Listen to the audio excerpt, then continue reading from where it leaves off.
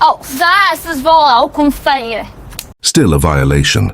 Sarah, bless her heart, remained composed. "Mrs. Thompson," she said calmly, "I understand your commitment to the rules, but my patient's recovery depends on completing the full therapy session. Cutting it short could delay his healing process." "Not my problem," Barbara replied coldly. "It's either you finish in 45 minutes or the car gets towed." She held up her phone like it was a weapon. "I've got the tow company on speed dial now." I was ready to explode, but Sarah gently touched my arm. "Let's go inside and begin your therapy," she said softly. "Getting upset isn't good for your recovery." She was right, of course. So I followed her inside.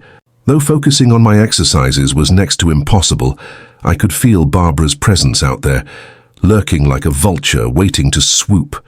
40 minutes into my session, the doorbell rang again. I opened it to find Barbara on my porch, tapping her watch dramatically. "5 minutes left," she announced with gleeful satisfaction. That was the breaking point. "Barbara, this is harassment," I snapped. "You're interfering with medical care, which can actually be illegal." For a split second, her eyes widened before narrowing again. "Don't threaten me," she hissed. "I'm simply enforcing the rules everyone agreed to when they moved here." "I'm not threatening you," I said, struggling to keep my voice steady. "I'm informing you. If Sarah has to cut my therapy short and it affects my recovery, that's medical interference." Barbara scoffed and walked off but didn't leave. She returned to her lawn chair like she was enjoying some kind of twisted power trip. When Sarah's session ended at the 1-hour mark, as it medically needed to, Barbara reappeared at my door. "Already dialing?" "That's it," she declared triumphantly. "Tow truck's on its way and you'll be fined for the violation." Before I could respond, Sarah stepped forward. "Mrs. Thompson," she said evenly, "I need to inform you that intentionally interfering with prescribed medical care can have serious legal consequences. I've documented this interaction and the previous one in my patient's medical record." For the first time, Barbara hesitated, but she quickly put her mask back on. "You can't intimidate me with empty threats," she sneered. I know my rights as HOA president.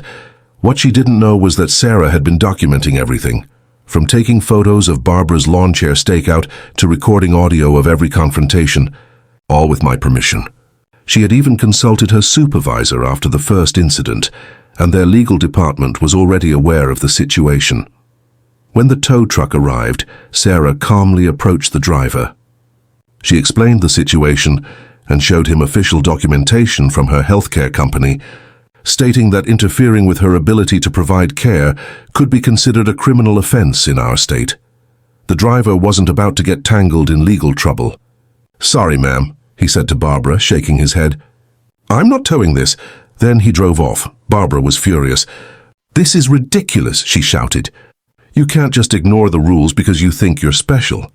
"Actually, Barbara," I said, finally letting my frustration show, "there's something called medical necessity. It overrides your precious HOA rules.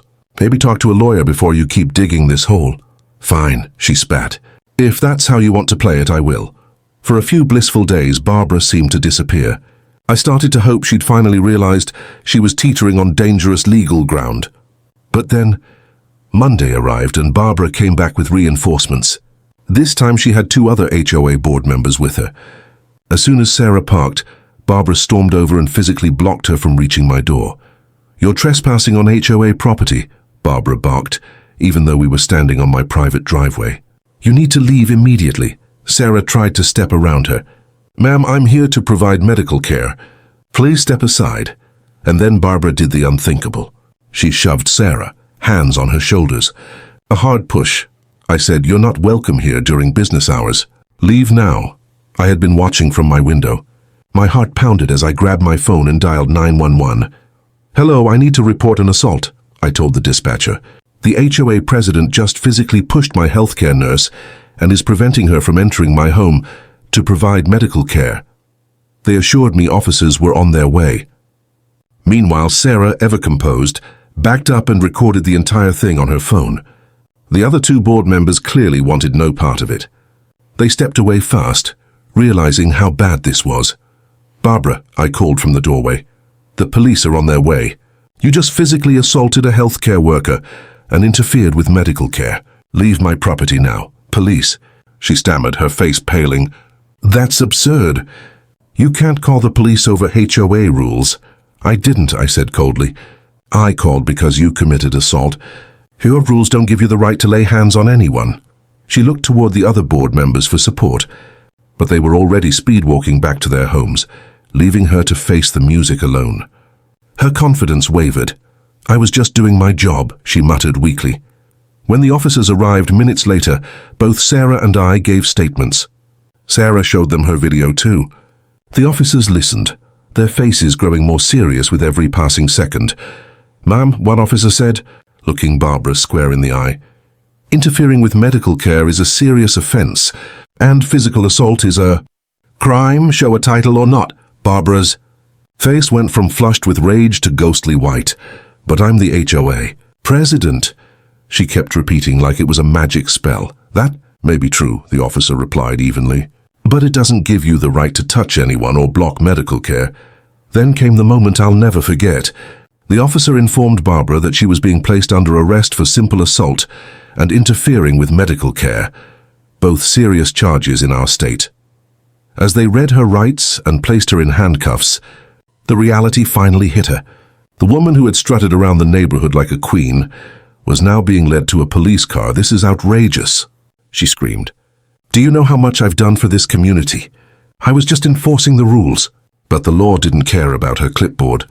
She was charged with simple assault, a misdemeanor that could carry up to a year in jail, and with interfering with medical care, a Class E felony punishable by up to 6 years in prison and $3,000 in fines. She made bail, but the judge issued a restraining order, preventing her from coming within 50 feet of either Sarah or me. A week later, at the emergency HOA meeting, Barbara shuffled in, looking nothing like her usual self. Her hair was limp, her clothes wrinkled, and the smugness she once wore like armor was gone.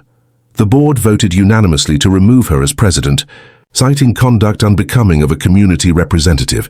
"You can't do this to me," she whispered, her voice breaking. "This is my community. I built it. I protected it." But as the gavel came down, the reign of Barbzilla officially ended. I never imagined I'd be telling a story like this, but here we are. Let me start by saying, I've been living in Oakwood Heights for nearly 5 years. It's one of those neighborhoods with perfectly trimmed lawns, matching houses, and an unspoken rule that everything must look like it popped out of a catalog. Honestly, I didn't mind. I knew what I was signing up for when I bought the house. What I didn't sign up for was Barbara Thompson, or as most neighbors secretly call her, Barb. She's the self-appointed queen of the Homeowners Association, ruling over it with an iron fist for the past 3 years.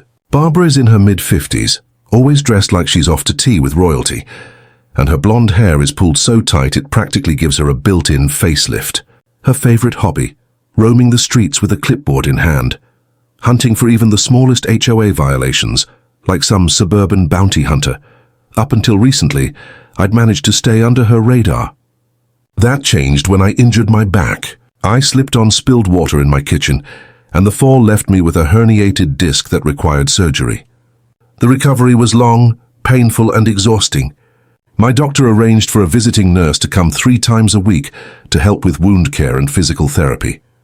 The trouble started one Tuesday afternoon, during one of those routine visits. Sarah, my nurse, is one of the kindest and most professional people I've ever met. She always parks in my driveway and stays for about an hour. I was in the middle of my exercises when the doorbell began ringing over and over, like someone was trying to break the button. I limped to the door, wincing with each step, and there she was, Barbara in all her clipboard-wielding glory, her scowl sharp enough to cut glass. "Excuse me," she said in a tone that dripped with anything but politeness. "There's an unauthorized vehicle in your driveway." I blinked at her, still trying to catch my breath. "That's my nurse's car. She's here to help me recover from back surgery." Barbara's perfectly plucked eyebrows shot up. "Well, according to HOA Regulation 7.4.2, no commercial vehicles may be parked in residential driveways during daylight hours." I forced myself to stay calm. "Barbara, it's not a commercial vehicle. It's her personal car. She's a medical professional providing care."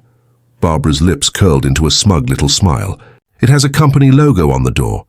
That makes it commercial. She needs to move it immediately or you'll be fined $100 per day."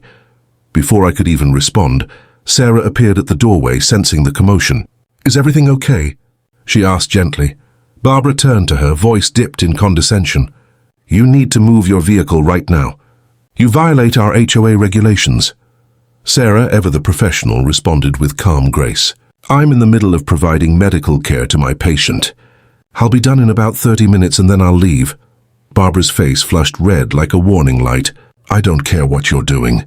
Rules are rules. Move it now or I'm calling a tow truck," my patient snapped. "Barbara, please be reasonable. Sarah is here to help me recover. She'll be gone soon." "Reasonable?" she screeched, her voice climbing to a dog whistle pitch. "I am being reasonable. The rules apply to everyone. No exceptions." I reminded her that there actually were exceptions in the HOA bylaws for medical providers. I'd checked before Sarah ever started coming, but Barbara wasn't interested in logic. She spun on her heel and stomped off, already dialing her phone. Sarah frowned. "Should I move my car? I don't want to cause trouble for you." "Absolutely not," I assured her. "You're providing medical care and legally you're allowed to be here. Let's just continue." We went back inside and resumed my therapy session, though I could tell she was unsettled. About 15 minutes later, the sound of a tow truck reversing up my driveway sent a jolt of disbelief through me. Barbara had actually called them. I hurried outside as best I could, my back protesting with every step. A burly tow truck driver was already hooking up Sarah's car, while Barbara stood nearby with her arms crossed and a smug grin plastered across her face. "Stop," I shouted, wincing as pain shot up my spine. "You can't tow that vehicle. It belongs to a medical professional currently providing care." The driver looked at me uncertain. "The lady said it's an unauthorized commercial vehicle," he explained with a shrug.